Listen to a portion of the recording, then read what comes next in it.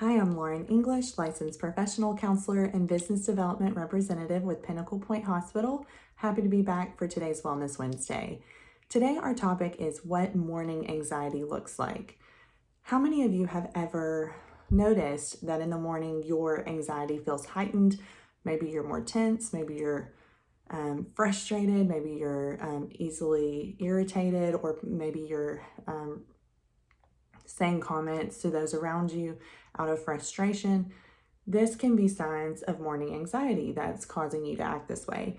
A lot of times we talk a little bit about general anxiety and what those symptoms are, but this is going to be more focused on what morning anxiety looks like. So the first sign that you're experiencing this is that you're fixating on the one thing you're worried about. Maybe you have a really big presentation coming up at work. Maybe there's a big responsibility that you have to help with throughout the day, and you can't really focus on anything other than that. Another sign is that you're living out your day mentally in the morning. So maybe you're getting in the shower, getting dressed, getting ready, but all you can think about is foreseeing events that could go wrong. So you're going throughout your day, moment by moment, and thinking about what could be any potential triggers to your anxiety. Another sign is that you're focusing and fixating on the worst case scenario thinking.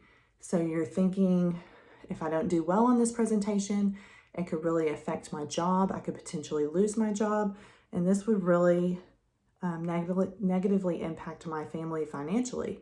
So before you've even given this presentation, before you've even gotten in the car to go to work, you've already determined that you could potentially lose your job. And then you've taken it a step further to talk about how it could affect you financially, and the list goes on and on and on.